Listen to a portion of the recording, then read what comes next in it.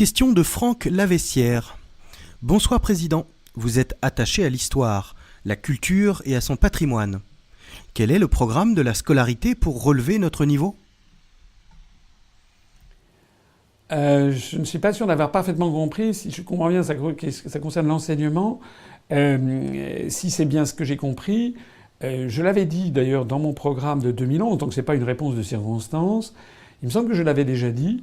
Moi, je veux que l'enseignement français, ça sera la partie éducation, d'abord assure les savoirs fondamentaux des enfants, ça c'est très important, qu'on mette de côté toute une série d'expériences qui se sont révélées plus désastreuses les unes que les autres, et que l'on s'axe sur, d'abord et avant tout, les fondamentaux, c'est-à-dire la lecture, l'écriture, les mathématiques, l'histoire, la géographie. Voilà, ça paraît bon, mais malheureusement, il faut arrêter que l'éducation nationale se substitue dans tous les domaines aux parents.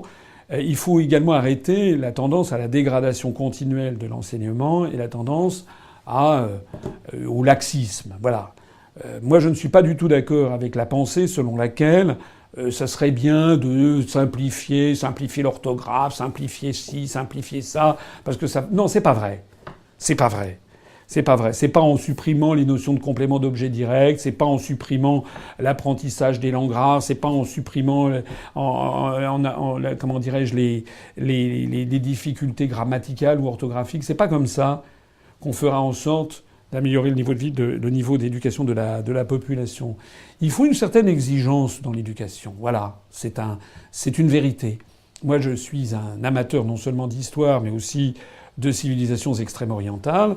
J'ai vécu au Japon, je connais bien, je suis allé plusieurs fois, même un grand nombre de fois en Chine, je suis allé en Corée, je connais bien les pays asiatiques.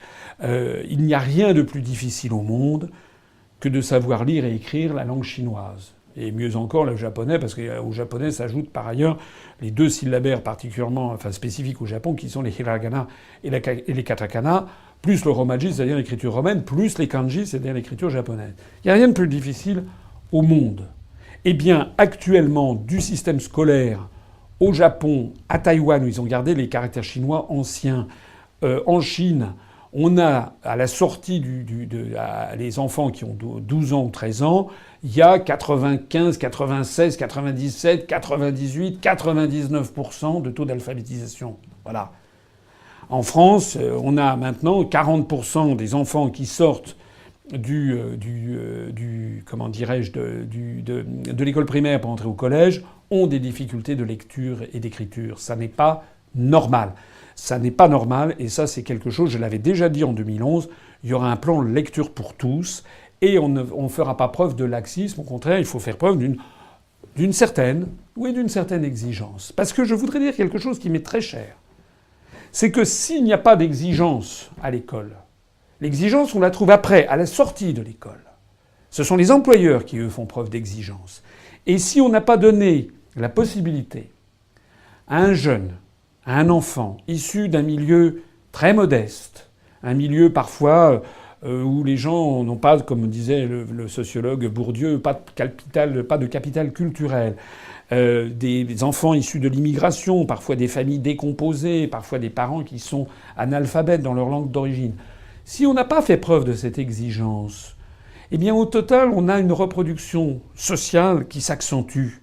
C'est-à-dire qu'en fait, ce sont les enfants qui sont nés dans des milieux sociaux favorisés, qui vont réussir les concours des grandes écoles, qui vont réussir le passage en faculté, qui, même après les concours, dans une entreprise, ce sont eux qui auront eu les bases les plus solides parce que l'école ayant été défaillante, ils l'auront eu dans leur famille. Je voudrais prendre une statistique que je trouve désolante.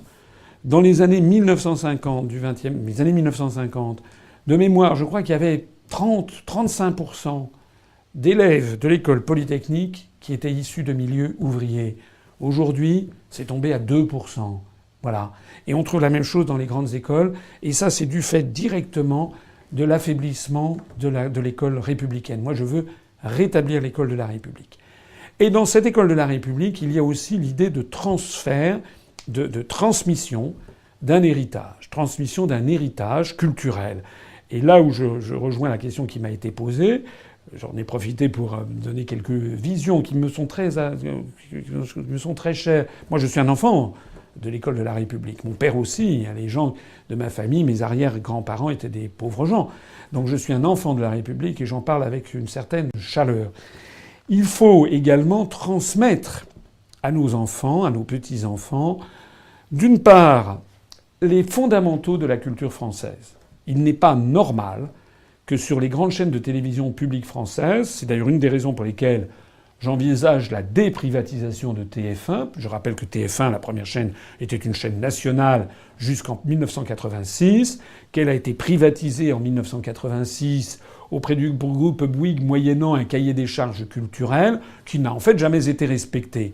Donc moi, quand je dis il faut déprivatiser TF1, le reste, on laissera iTélé, BFM TV, on laissera ça au privé, mais on déprivatisera TF1, on en refera une chaîne nationale comme France 2, qui auront un rôle d'éducation populaire, qui auront un rôle pour... Moi, je dis qu'il n'est pas normal que quelqu'un, un jeune Français, quelle que soit son origine sociale, ethnique, etc., quand il a 18 ans, 19 ans, il n'ait pas pu voir, il n'a pas eu la possibilité matérielle de voir la télévision française, par exemple, une pièce de Molière, de rire devant une pièce de Labiche ou de Feydeau, de chantonner sur un opéra de Rameau sur les Indes galantes, de s'émouvoir ou de frissonner devant tel ou tel film français des années 30 ou des années 50, ça n'est pas normal. Mais il y a quelque chose qui m'est également très cher, c'est aussi l'ouverture d'esprit de nos compatriotes sur l'ensemble du monde. Et pas seulement sur les États-Unis d'Amérique. Moi, je suis pour l'universel. La France est un pays qui est ouvert à l'universel. Je veux en particulier, je l'ai dit et je le redis, qu'il y ait, par exemple, chaque mois, une fois par mois, c'est pas trop demandé, et pas sur Arte, un 29 février à 2h50 du matin avec 0,01% de taux d'audience. Sur TF1, à 20h35, je veux qu'il y ait, par exemple, une fois par mois, une soirée consacré à un grand pays étranger. Voilà, avec par exemple l'Inde, il y aurait par exemple un grand film indien de Bollywood, et puis il y aurait des petits comment dirais-je, documentaires sur la civilisation hindoue, les temples de l'Inde du Sud, de l'Inde dravidienne, je sais pas, le Rajasthan, la vallée du Gange, etc. Voilà. Et les Français seraient très contents de voir ça. Et puis un mois après, ce serait la même chose sur le Japon. Il y aurait un grand film japonais, par exemple des années 60 de Ozu, et puis ensuite il y aurait un documentaire sur le Japon, sur la religion shinto, etc. Et puis un mois après, le Sénégal, un mois après, la Russie, un mois après, le Brésil, un mois après, l'Égypte, un mois après, le Kenya, un mois après, l'Allemagne, un mois après, l'Italie, un mois après, les États-Unis, pourquoi pas? Voilà ce que je veux. Je veux qu'il y ait une ouverture du monde. Et enfin, et pour répondre définitivement à cette question, moi j'ai vécu au Japon.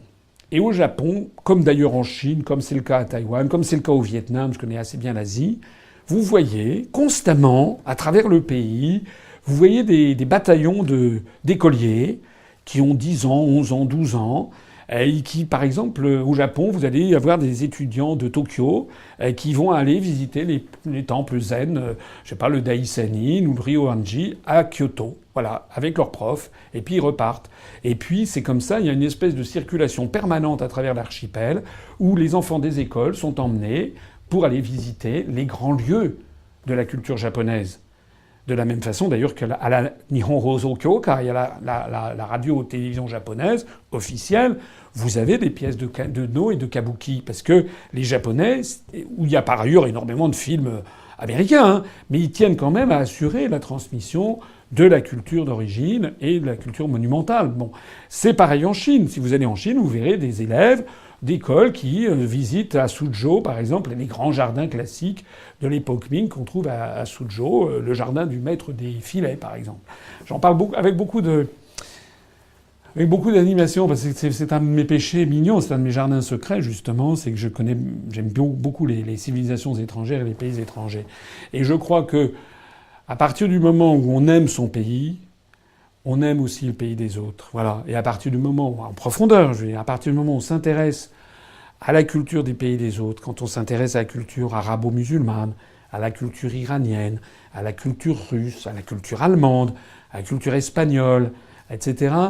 Quand on s'intéresse aux cultures étrangères, après, on a, pour son propre pays, pour le pays de ses pères, de ses mères, le pays de sa patrie, on a après, c'est ce qui m'est arrivé en tout cas, un sentiment de plénitude, de reconnaissance, et on goûte encore mieux la spécificité, le génie de la France, dans ce concert des nations pour lequel, en tout cas, si je suis élu président de la République, je me battrai.